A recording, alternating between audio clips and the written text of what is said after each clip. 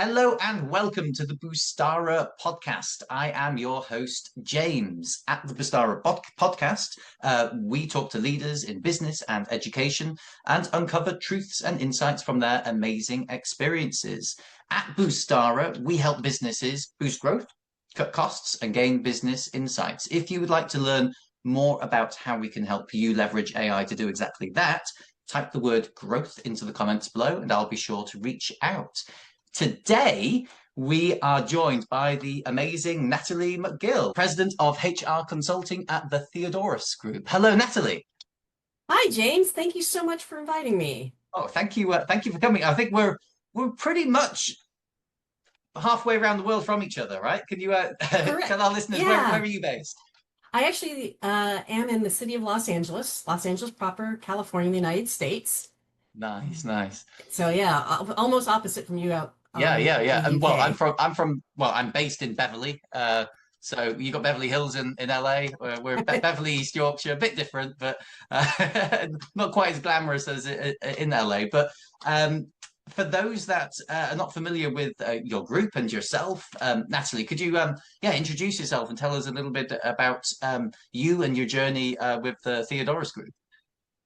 Sure. So let me start by saying, yeah, the Theodoros Group is we're really a business solutions company. So we specialize in direct hire, outsourced HR consulting, as well as the people, process, and systems of M&A transactions. Mm, And so I sit over the division that has both the HR consulting as well as the M&A mm, consultants. And so I think my journey to get here is a little bit unique in that I started my career in HR by being an executive assistant to regional vice president of a Fortune 100 company that was highly unionized. And at that time, most people were entering their HR careers through recruiting. mm, But by being the executive assistant, I could really sit side by side with my boss and really see how HR can impact business and how it can be a partner in those business operations. And I mm, think that's really helped. I then pivoted my career in 2000 to work for a PEO, which in the United States is a professional employer organization where the company provides everything HR. They do the payroll, they provide the workers' comp insurance coverage, they do safety, they do benefits administration, human resources. So it's a smaller organization that all of those functions can be very expensive. And so mm. having an all-in-one platform is really great. And so I really got to hone my skills of being a consultant to these business owners. And then from there, my career evolved so that I'm now doing completely outsourced human resources and helping these small businesses thrive. Amazing, amazing. And I think really quite interesting how you've seen from different companies and different kind of contexts. And I'm wondering, I mean, we've had on the show quite a few different types of recruitment companies. And I guess is it the business solutions aspect? Is that what makes the Theodoros Group that bit different? Because you mentioned mergers and acquisitions, right? Is that Right. what makes you guys that bit different? Yeah, it is because as a recruiting firm, we're happy to replace the same job year after year after year. We're making money by that direct hire placement. But Mm, what's going on in the organization then that position keeps turning over? Is there's something systemic going on in that company? Is there something in the culture? Is the comp and benefits not aligned? Is the job description not aligned? So our founder, Anthony Theodoros, wanted to help businesses solve for that. And that's where the HR consulting comes in, is because we can really work with companies on their culture, on their processes, help them with things like succession planning, help them with, do you have the policies and groundwork? Do you have an employee handbook? Do you have a paid time off policy? Are you following some of those basic best practices in the organization? And so we can really solve on two fronts, help them find the right people, help them with their culture and their processes, and then if they do want to grow by acquisition, or they want to exit, we can help them with that integration piece. There's mhm. nothing worse than when you have a merger and acquisition and now you have two companies with two different cultures and they're not meshing and then people are leaving. Yeah, And now yeah. you just spend a lot of money on something and you have no talent left. Yeah, yeah. I guess I think it's quite interesting. I guess that develops a relationship with the company. It's almost like you are helping them to grow and to continue their own sort of lifeblood as a company, but with that a customer for yourself. Correct. Yeah, yeah. Absolutely. Yeah, we really want to be a long-term solution for our clients. Interesting. So, I mean, for companies that maybe you approach or they approach you and they've never worked with a recruitment company before, they've never allowed anyone to come in and help them with the recruitment needs. What are the kinds of the big misconceptions that you see from companies when they first work with you? Yeah. So I think a lot of people think that it's really expensive when they hear a fee of 20 or 25% of the annual salary. There's some sticker shock. But when you think about the amount of time and energy a company spends on placing an ad, going through hundreds and hundreds of resumes, doing those initial phone screens, it's very time consuming, and that there's a cost to people's time. And Mm, it's also, maybe it's someone who does it all the time, or maybe it's someone who's doing it part-time in addition to their other job. So it really is easy to justify those fees. I mm, think another big misconception is that they're gonna get the same people that they got by running an ad on whatever job board. And where we specialize is we really do try and find talent that's hidden. So we'll sometimes do headhunting. We can approach someone at a competitor that that company can't approach. mm. We can we leverage our network and really dig deep to find those candidates that aren't necessarily on the job market. And we're really looking at the culture fit for an organization. That's so important in addition to the skills of the job. Is this personality going to mesh with your team? How do So I you think those go are the about two. ensuring that? So I imagine that's quite a difficult thing, right? Some of it's just the skill of the recruiter, and it also comes down to the intake. So when we're talking to the companies, we really do dive into their culture and what they're looking for, Mm, talking to a couple different people in the organization to get a sense for what they're looking for. And then that makes it much easier to recruit to that. interesting. And I suppose someone that's been in recruitment for a little while, have you seen the sort of the trends change a little bit in terms of what the candidates are looking for or what the employers are looking for? How has that kind of developed and changed over the years? Well, I think COVID really had a big impact. People are Mm, now much more global. So many more companies really learned how to support a remote workforce. And they learned that there's a lot of jobs that don't have to sit in the office and they can access better talent if they have some flexibility. And people want that flexibility. People enjoy working from home. So companies realize they can have a global footprint or a mm, broader footprint. People realize they like that flexibility. mm. Um, I think those are some of the big changes that we see in Have you recruitment. seen that like a reversal in that recently? Is that interesting? Because I think from from the UK side, I remember that became a very big thing very suddenly, shortly after COVID, during COVID, but after COVID, everyone realized like, oh, do you know what? We've got Zoom, we've got Teams. Yeah, we don't need to be in the office. We're going to get rid of that 2 hour commute to go in and out of the city. Let's buy a cheaper house out in the countryside, work remotely, and that happened for a time. And they talked a lot about the impact on city centres, town centres, other small businesses that relied on the workforce coming into the city. But then they've said more recently there's been a change in that, and that people have wanted to come into um, a work environment, in-person work environment, and actually companies are pushing that more and more as time has kind of forgotten sort of COVID, left it in the background. Do you see that, or is it slightly different in America? I think we see a lot more hybrid where Mm, people work from home Monday, Friday, come to the office Tuesday, Wednesday, Thursday. So a lot of hybrid. And then also, again, the organization figuring out what is critical yeah. to those business processes and what can be done remotely. Or we're also seeing a lot of businesses taking advantage of fractional outsourcing. Mm, So, makes a lot of business sense that I can pay someone on a fractional basis to take care of a function. yeah. And I don't have to have an FTE or have someone who's wearing 15 different hats. That person can specialize on what they do and outsource a little bit of the HR, outsource some of the accounting, outsource that IT.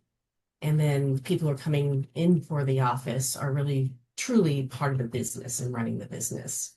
Yeah, that's very interesting. I guess it's part of it can be well, it's the benefits, right?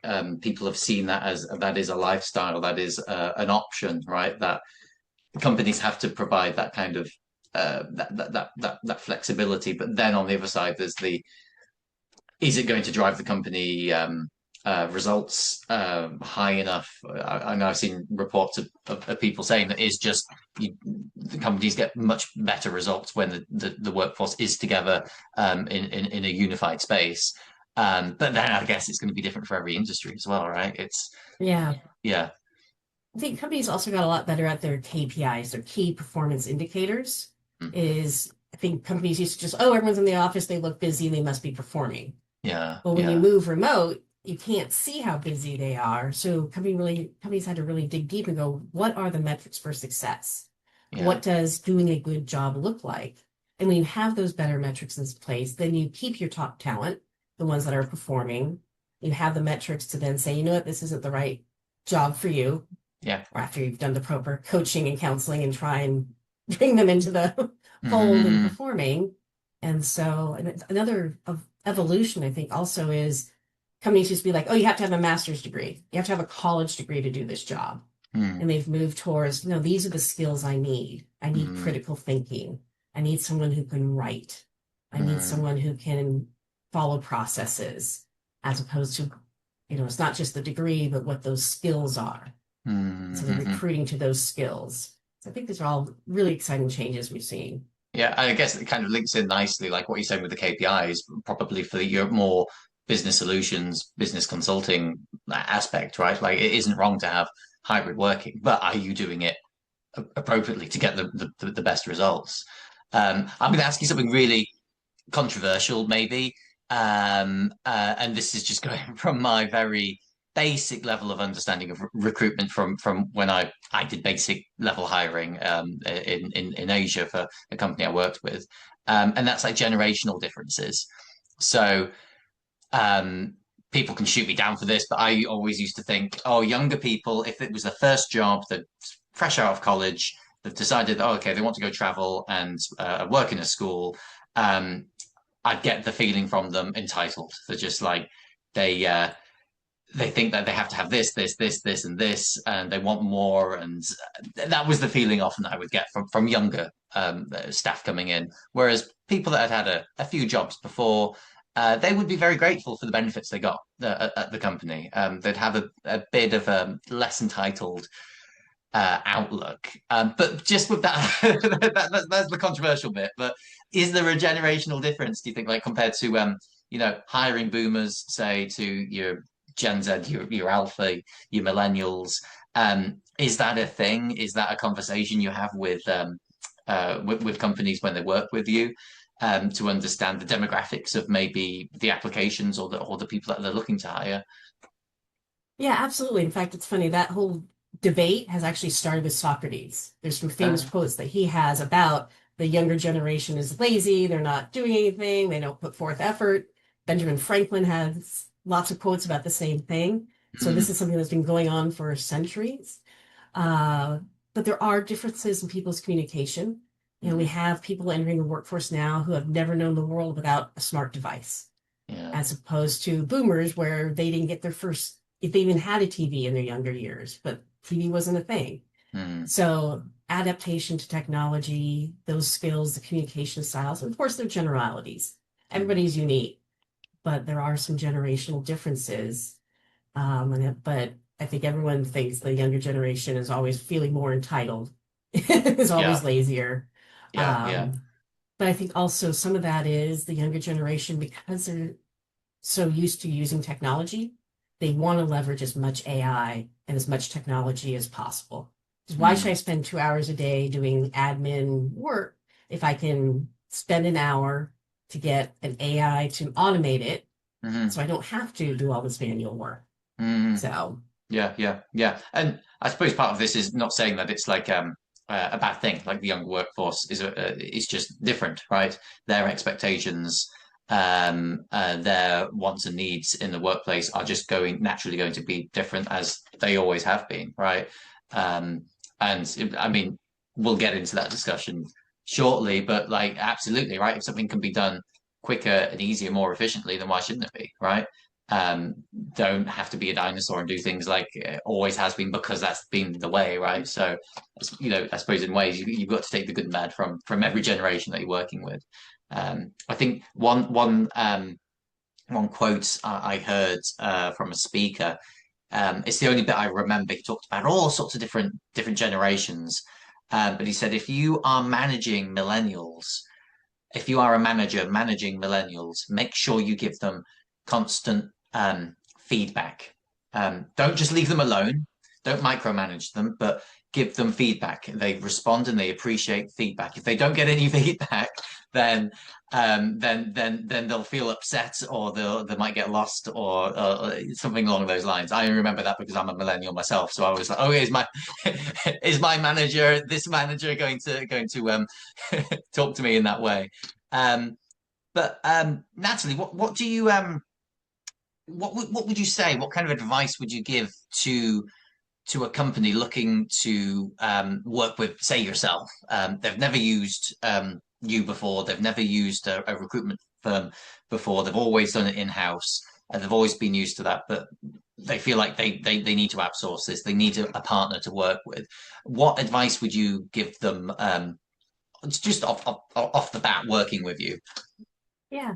So what we do is we like to do an HR audit, an HR assessment, a needs assessment, consultation, but dive in with them as to what they're doing and what are their good practices and what are their gaps. And then Mm. from that, you also learn what their risk tolerance is. I mean, there are certainly companies out there that don't care. They may or may not have the right insurance in place. Power to them. That's their Yeah. risk tolerance. And then there's companies who really do want to find the right balance of running their operation. Mm. So we do this deep dive. It takes about an hour, and just go through where their gaps are and then talk about how we can fill those gaps. Or if they don't want to fill those gaps, what the potential risk the organization is.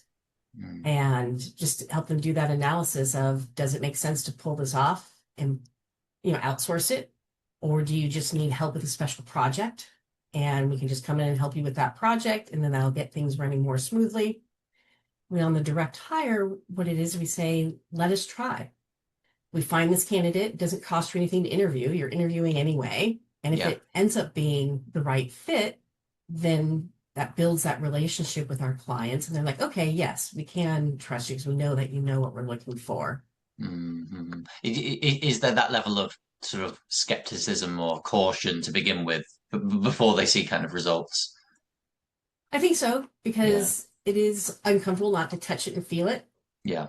And you're like, okay, but it can be done just as effectively outsourced as it can in-house, and what Yeah. the needs of the company are. Mm. And there's also a great success factor in what we do. We're helping a small business grow. We're doing it outsourced. The company grows, we grow, then all of a sudden they really do need that full-time person. Well, we look for that person, we sit on the interview panel, and then we train them. And Yeah. that to me is the best success we can have, is got this company to a position and they hired someone that we Mm. trained. Yeah. Yeah. And all the while they can focus their attention on the things they need to do to help grow the company, right? Rather Right. than spending so much time trying to find someone that may or may not work out. But where they give that to you, you do all of the hard work, and they can keep on building the company rather than putting it on pause. Yeah, Correct. yeah, yeah. Absolutely. I mean, I've got to ask you, Natalie, like AI, what's your what's your opinion? This isn't a trick question, what's your opinion? But I think more importantly, from your viewpoint, how have you seen it impact the recruitment industry? And I suppose, do you liken it to other sort of changes in the recruitment industry in the past? Yeah, what have you seen from your perspective? Yeah, I think that AI can do a lot to help streamline processes, help, people take with the basic. You're a job candidate, it does a great job of writing resumes. Mm. But at the end of the day, you still need that human touch. The AI on the back end helping to sort resumes and categorize them. I think most importantly, though, is really that process improvement, is that the system will help you set that first interview and then kick off the job Mm. onboarding process, or help you with those no thank you letters, help you manage what you need to follow up with and where you're at with the candidates. but it will never replace the human touch of Mm, someone actually talking to that candidate to make that decision. Someone actually looking at their resume to make sure it really is a fit or is not a fit. In terms of human resources, it's great for like wording difficult conversations. Sometimes you can't find all the words. Well, I'll use whatever AI bot and help me write some letters. Okay, great. Now I have some phraseology and put yeah. that in my letter and add my human touch to that. Mm. And I think Do, that's just going to continue to grow. do you think is there a job you think AI could do in recruitment that, if it could just do it tomorrow, it would it would solve so many problems for you like as a group or in even just in the recruitment industry in general? Um, I can't think of what that job would be, except at the end of the day, I think you need the human touch, but just that Yeah, streamlining of processes, I think absolutely is going to continue to grow. yeah, That yeah. and it's also going to get more affordable. Mm, So even smaller companies will start leveraging an applicant tracking system yeah. to help integrate into their payroll system to help them with their interviewing and onboarding processes. Yeah, yeah, it's interesting because yeah, you rightly say, human touch. That's you can automate everything except for yourself. And you could automate that, but then the business isn't going to work, right? So the human touch for you, it's you need to be speaking with those companies, those clients, but you need to be speaking to the candidates as well. You serve as that middle ground, and you can't automate that part, but you can make everything else around that faster and more efficient, right? Um, I guess one question I have because not so much struggled, but I was very aware of this as an issue when I was recruiting candidates. Is the objective subjective not argument but danger line, right? Like you have to have your checklist of okay, you're looking at the CV or you've done an interview. What boxes do they tick? Which ones do they not? Was the whole interview system um, systematic? It didn't have any judgment in. It was fair for everybody. Um, you want to make it as objective as possible. It has to be free of any subjectiveness, right? Do you think there's the danger that using AI, say in screening candidates in the first instance, can still have that subjectiveness, or can help with the objective kind of argument, just like speed it up? Yeah, do you see any danger there, or is that something that you've tried? Yeah, so there's actually an interesting lawsuit going on here in the United States about that. There was Mm. someone who was very successful in his job at his current company. He took his resume and applied to his own job and a bunch of similar jobs with other companies, and the AI was screening him out, Oh even wow. though he had the qualifications. So I think that's where you have to be really careful with your AI is like, what are its biases? Mm. Running those protocols to make sure that it's not, screening people out based on certain characteristics, Yeah, yeah, that it's really being true to itself. So that's where I think that they still have to have that human yeah. touch just to make sure that the AI's done the sorting, it's doing the automation, but at the end of the day, someone's looking at those qualifications. Absolutely. You can And do then the when it basic comes, yeah, sorting based off of just easy, simple differentiators of, let's say, qualifications or amount of experience or whatever that you're going to filter the first round, right? But as it gets deeper, it's got to have the human element. right, Yeah. yeah. And in terms of the subjectivity, at the end of the day, again, that's where that culture fit comes in. If you're doing a strong recruitment process, you're coming up with, yes, do they have the skills, yes or no, but what are their values? What are their characteristics? And is that a match for the organization? Hmm. On the candidate side, I can't tell you how many jobs I've applied for where I ticked all the boxes. And Yeah. then you go into work with the hiring manager and you're like, you know what? We just aren't a fit. Yeah. Yeah. Yeah. And it is, and that just is, but that's really what matters is even though I could do everything you want me to do, we didn't click. We didn't have Yeah. that synergy. We weren't thinking alike, that the culture and the processes just weren't there. But yeah. it's easy to justify that because you know when you are hitting all the boxes, you can document that they have the values and they have the characteristics and the personality traits to fit with that team. I'm just going to ask on that. That's really interesting because how do you navigate that in in a good way? So I'll give you an example of I used to recruit for teachers teaching in China in a particular school, and the school needed teachers that were happy, high energy, that kind of the personality. They were willing to dress up and go on stage for shows. They could be a team player, but they could build a connection easily with 3-year-olds, right? So you kind of know straight away that you need someone characteristics like that, high octane personality, a little bit loud, a little bit kind of flamboyant or crazy in that way, right? And good with kids, smiley, right? Those kinds of characteristics, I would say, were very, very important.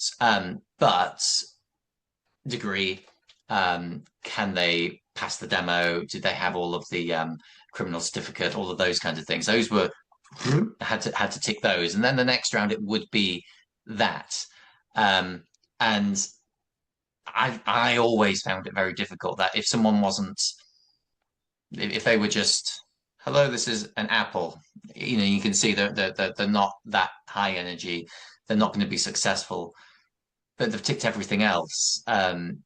It's difficult to tell them that you can't come, so you can't be here. But I guess, is that just you are as a recruiter, if you face that with any other kind of company, is that you are doing a justice for them as an applicant and the potential employer by saying no when you know that despite them ticking all the boxes, it just won't fit. Yeah, and that's where a really good job description comes into play. Is the job description outlines that we are a high energy organization. We do a Mm, lot of field trips and outings. We do a lot of performance. We have a lot of dress up days. mm, So you have to have all these, the credential and the criminal background, and you need the skills to teach, but yeah. you also need these other personality traits. And here's our company values, and here's Mm, how this fits into the organization. And this is mm, what we're trying to drive for our kids. This is the mm, mission and the vision of the school and what mm. we're looking for out of our teachers. Yeah. And in the end, if you put the wrong person in the wrong company, then it doesn't work out for both of them, right? It's Right. yeah, it's going to be, if you see that straight off, then you need to make that call. Yeah. Um, Natalie, what would you say over the coming kind of 5 years? What's the future got in hold for yourself and the Theodoros Group? Where do you see Well, yourselves we going next? It's a big so we're question. Sorry. continuing, yeah, big questions. Yeah, so looking to continue to grow. Next year we'll be launching our temporary staffing lane. So that's going to be really exciting to help support our clients because, again, do you need fractional or do you just need a temporary person? You have a big Yeah. project. So it's really going to continue to provide that solution for our clients. And later on, after that, we'll probably get into our fractional CFO work. Right now, we're only doing the fractional HR. And then we're looking at building out a nonprofit or foundation down the road. Oh wow, So wow. a lot of exciting things in the hopper. A lot, yeah. It seems like it, right? And I think that's the whole point. If you got a plan, you got something to aim for, then shoo, you're moving forward, right? Brilliant, Exactly. brilliant. And if anyone, any businesses, UK, US, worldwide, want to get in touch with you directlie, Natalie, what's the best contact details to get you on? The best thing would be an email. So it's Natalie, Nataliem, as in McGill, at ttgway.com. Or if you just go to our website, ttgway.com, we have a bot that you can interact with us and then we get that email and we Yeah, can reach out to you. What I'd also like to offer to all your listeners is that complimentary 1 hour HR audit and assessment. So even if you think you have all your functions in place, it's great to do a tune-up and have an outside person check it, and then you have the confidence you are on track. Or if you're not sure where your gaps are, love to offer that to all your listeners as that complimentary assessment for them.